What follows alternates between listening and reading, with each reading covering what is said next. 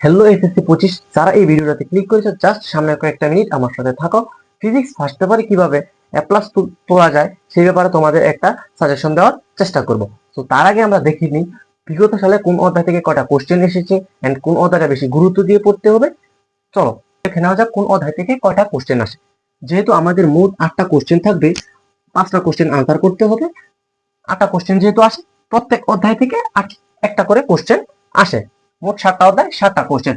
আর বাকি যে একটা কোশ্চেন হয় ভেক্টর থেকে বা নিউটনীয় বলবিদ্যা থেকে কোশ্চেনটা করে থাকে। তার মানে হচ্ছে কোনো কোনো বছর ভেক্টর থেকে 2টা কোশ্চেন বা নিউটনীয় বলবিদ্যা থেকে 2টা কোশ্চেন, আর বাকি প্রত্যেকটা অধ্যায় থেকে একটা করে কোশ্চেন হয়ে থাকে। তো তারপরে আমরা দেখব যে কোন অধ্যায়টা টপিক খুব কম, ইজিলি মার্ক তোলা যায় এন্ড একটা সৃজনশীল আনসার করা খুব ইজি।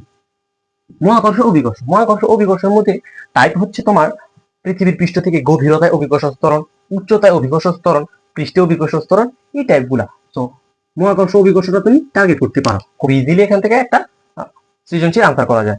তারপরে পদার্থের গাঠনিক ধর্ম। পদার্থের গাঠনিক ধর্মের মধ্যে ইয়ং এর গুণাঙ্ক নির্ণয়, কোশ্চেনের অনুপাত নির্ণয়, এই দুইটা টাইপ থেকেই কোশ্চেন আসতে দেখা যায়। এন্ড এই টাইপের মধ্যে তেমন ঘুরে পেঁচায় না, কোশ্চেনটা আনসার করা খুবই ইজি। তারপরে পর্যাবৃত্ত গতি। পর্যাবৃত্ত গতি থেকেও তোমার পর্যাবৃত্ত গতি থেকে দোলনকালের ম্যাথ গুলো আসে।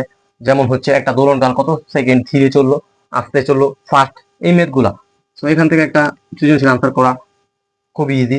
তারপরে আদর্শ গ্যাস। আদর্শ গ্যাস এই অধ্যায়টা তোমার রসায়নের, পরিবেশ রসায়নের সাথে অনেকটা রিলেটেড।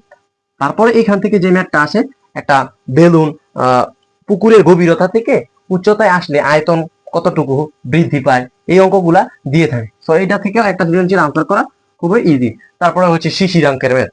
আদর্শ গ্যাস থেকে শিশিরাঙ্কে, কক্সবাজারের শিশিরাঙ্ক এত, রাজশাহীতে শিশিরাঙ্ক কত, এই শিশিরাঙ্কের ম্যাথ গুলো এখান থেকে প্রায় সময় দেখা যায়। তো এখান থেকে আমরা ভেক্টর টার্গেট করলাম। আর এইখান থেকে এই 4টা অধ্যায়, মোট এখানে 4 আর এখানে 2টা সৃজনশীল, মোট 6টা সৃজনশীল। তো এই 6টা সৃজনশীল থেকে আমরা আমরা 5টা সৃজনশীল ইজিলি আনসার করতে পারবো। আমরা যারা তেমন বেশি পড়ি নাই, এই অধ্যায়গুলো জাস্ট একটু যেই টপিকগুলো বললাম এইগুলা দেখলে ইনশাল্লাহ 5টা সৃজনশীল আনসার করতে পারবে। তারপরে হচ্ছে গিয়ে যারা আমরা প্রত্যেকটা অধ্যায় টাচ করে দিতে চাই, তার আমরা কাজ ক্ষমতা শক্তি থেকে, কাজ ক্ষমতা শক্তি থেকে তোমার যেমন কুয়ার ম্যাথ গুলো আসে।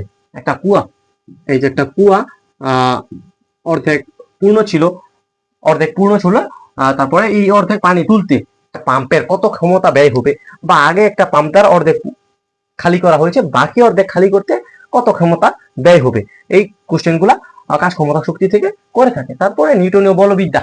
নিউটনীয় বলবিদ্যা থেকে যদি তোমার একটু ডিপ কনসেপ্ট থেকে কোশ্চেন করে, সেই ক্ষেত্রে আনসার করাটা একটু টাফ হয়ে যায়। তবে বিগত সাল অ্যানালাইসিস করে বলা যায় যে তেমন কঠিন টাইপ থেকে কোশ্চেন করে না, সহজ সহজ টাইপ থেকে কোশ্চেন করে। তো তোমরা নিউটনের বলবিদ্যা যারা দেখতে চাচ্ছ তারা কি কি টাইপ দেখে নাও। নিউটনের বলবিদ্যা থেকে তোমার যেমন হচ্ছে ব্যাংকিং কোণ,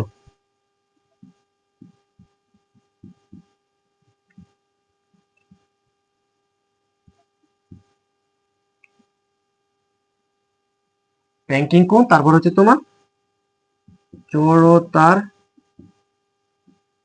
ভ্রামক, জড়তার ভ্রামক, তারপর হচ্ছে ভরবেগ, ভরবেগ, এরকম কিছু টাইপ থেকে তোমার নিউটনীয় বলবিদ্যা থেকে কোশ্চেন করে থাকে। সো যে টাইপগুলো বলে দিলাম ওই টাইপগুলো তোমরা জাস্ট দেখে যাবা, ভালো একটা অ্যান্সার করে আসতে পারবা।